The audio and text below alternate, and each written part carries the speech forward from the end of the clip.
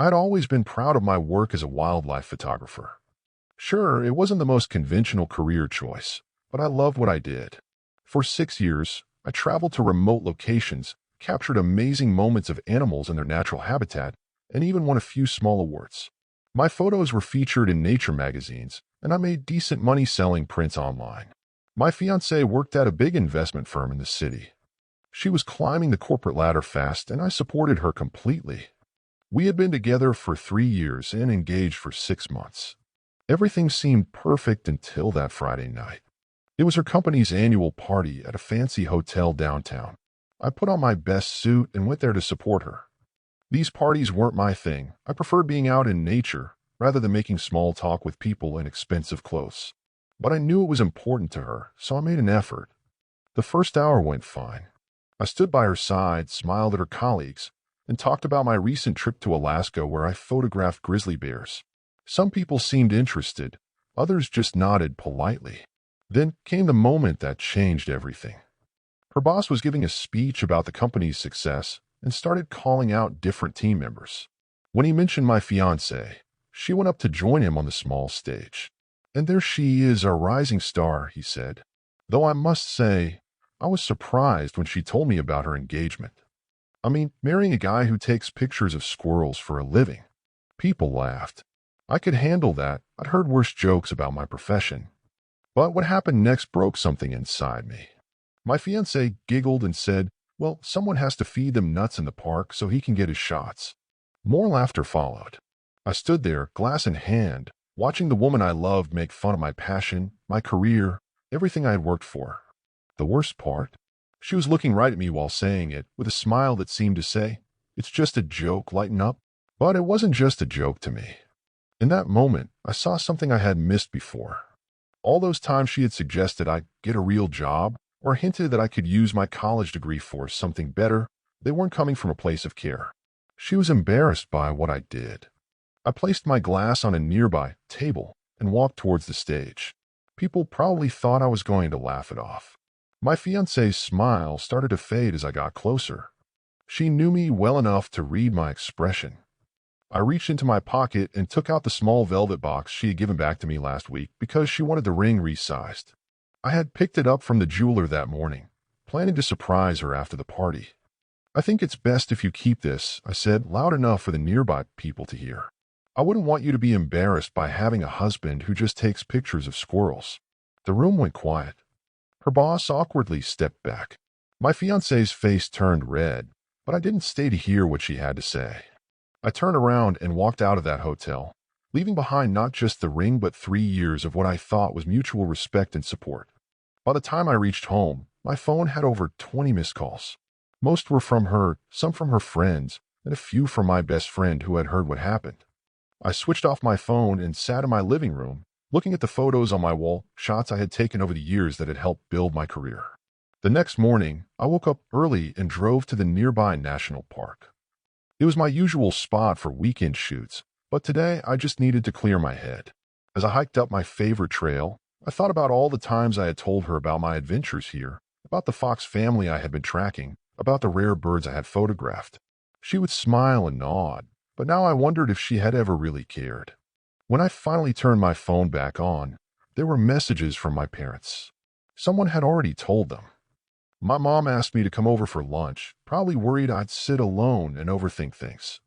I decided to go. It was better than staying home waiting for my fiancé to show up. At my parents' house, my dad surprised me. Instead of the lecture I expected about stable careers and responsibility, he showed me his old guitar. He told me how 30 years ago, he gave up his dream of being a musician because people said it wasn't a real job. He had regretted it ever since. "You found something you love and you're good at it," he said. "Don't let anyone make you feel small for that." By Monday, word had spread in our social circle. My friend called to tell me my ex-fiancé was telling everyone I had overreacted to a harmless joke. Some people agreed with her. Others reached out to support me, including a senior photographer I had worked with who offered me a spot on his team for an upcoming project in South America. I was sorting through my camera equipment that evening when someone knocked on my door.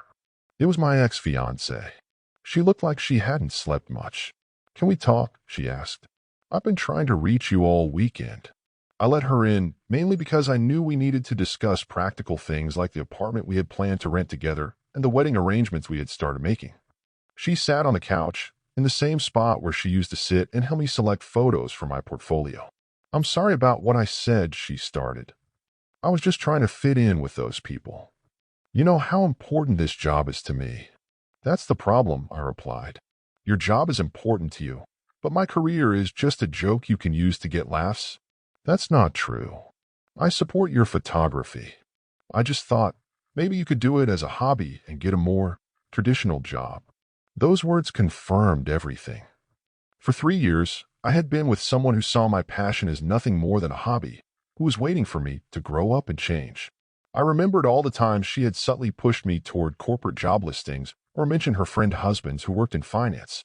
"I don't want a traditional job," I told her. "I've built something I'm proud of. Last year, my photos brought in more money than a starting corporate salary would." "But that's not even the point. The point is you don't respect what I do." She started crying, saying she was under pressure that night, that her boss always made jokes and she just played along. But I couldn't forget how natural that laugh had seemed, how easily she had joined in making fun of my work. "Would you have made the same joke if I was a doctor? Or a lawyer?" I asked. "Would you have laughed if someone made fun of their profession?" She didn't answer, which told me everything I needed to know. The next few days were a blur of cancellations.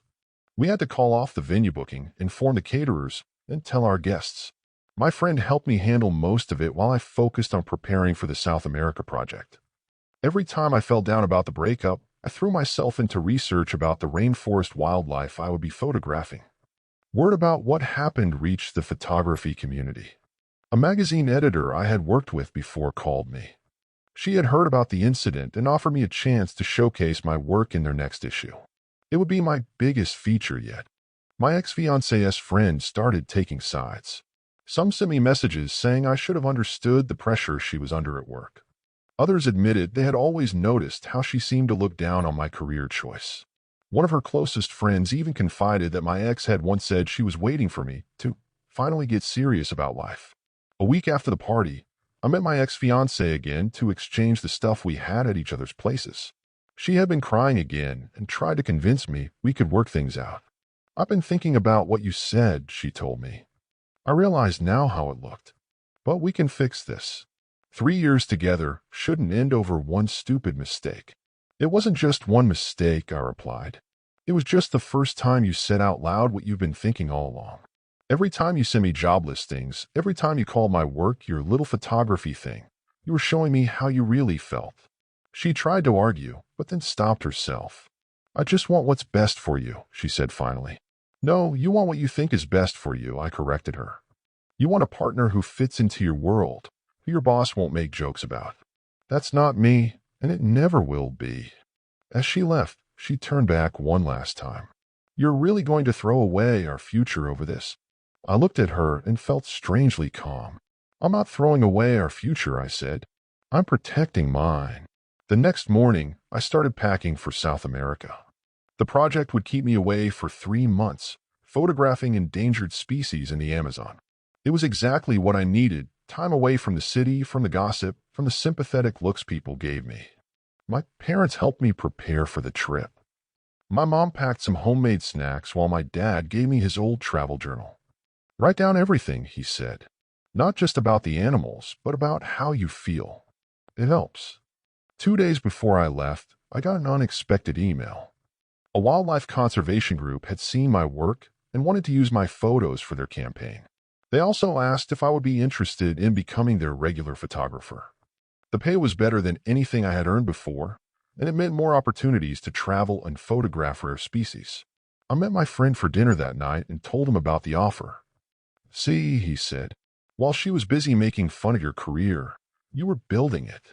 That's the difference between someone who supports you and someone who just tolerates you until you change." He was right. All those years, I had tried to fit into my ex-fiance's world while she had never really tried to understand mine. She had never woken up at 4 a.m. with me to catch the perfect sunrise shot, never shared my excitement when I tracked an animal for days and finally got the perfect photo. The night before my flight, my ex-fiance's sister called me. She said my ex was struggling at work. After what happened at the party, some of her colleagues had lost respect for her. Her boss had apologized, but things were awkward.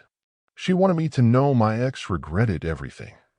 I felt bad for her, but not bad enough to doubt my decision. Sometimes it takes losing something to realize its value. She had seen my passion as something to fix, while I had always supported her ambitions. The difference was clear now. At the airport, I ran into one of her coworkers who had been at the party. He seemed uncomfortable seeing me, but then said, "You know, after you left that night, a lot of us realized how wrong it was. Some of us looked up your work online. Those photos, they're amazing. That shot of the snow leopard, National Geographic level stuff." I thanked him and boarded my flight feeling lighter than I had in weeks. As the plane took off, I opened my laptop and looked at some of my favorite shots. There was the fox family I had spent weeks tracking, the rare bird species I had captured after climbing a mountain, the bear cubs playing in a stream while their mother fished. The Amazon was everything I had hoped for and more. Days started before dawn and ended long after sunset. I tracked jaguars through dense forests, photographed rare birds in their natural habitat, and captured moments that few people ever get to see. Every day reminded me why I had chosen this path. My friend kept me updated about things back home. My ex-fiance had started dating someone from her office, an investment banker. Somehow, that news didn't hurt as much as I thought it would. If anything, it confirmed that we had wanted different things all along. The conservation project turned into the best work of my career. One of my photos, a mother jaguar teaching her cubs to hunt, won a major wildlife photography award. When the magazine feature came out, my website crashed from too many visitors. Orders for prints poured in, and more conservation groups reached out for collaboration. 3 months turned into 6 as I took on more projects in South America. I worked with researchers studying endangered species, documented illegal logging sites, and helped create awareness about conservation efforts. My photos were making a difference, actually helping protect these animals and their habitats. One evening, sitting in a small cafe in Brazil, I got an email from my ex-fiancée. She had seen the magazine feature and my award announcement. She wrote that she was sorry for not seeing the value in what I did, for trying to change me instead of understanding me. She said she finally realized that success doesn't always wear a suit and tie. I replied with a simple, "Thank you," and wished her well. Then I packed my camera gear and headed out to photograph the sunset over the rainforest. As I waited for the perfect light, I thought about that night at the party. What had felt like an ending had actually been a beginning. My dad was right. Finding something you love and being good at it is rare.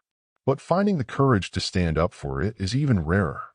Walking away from that engagement had been hard, but staying true to myself was more important than staying in a relationship where I had to shrink myself to fit someone else's idea of success. A year after that party, I opened my own gallery showing my wildlife work. During the opening, my friend nudged me and pointed to a framed photo on the wall. It was of a squirrel in the park near my old apartment. Below it, I had written, "Sometimes the smallest subjects teach the biggest lessons." My phone buzzed with a message from the conservation group. They had another project lined up, this time in Africa. As I looked around at the crowded gallery, at people admiring my work, discussing conservation, and connecting with nature through my photos, I smiled. This was exactly where I was meant to be, doing exactly what I was meant to do. The engagement ring had been a chain, but not in the way I had thought. Breaking it hadn't just freed me from a relationship, it had freed me to become the person I was always supposed to be. Thank you for watching. If you enjoyed this story, please hit that subscribe button. Don't forget to give it a thumbs up and share it with friends or family who might enjoy it too. Your support means a lot. And if you have any thoughts, questions, or story ideas, drop them in the comments below. I'd love to hear from you. See you in the next story.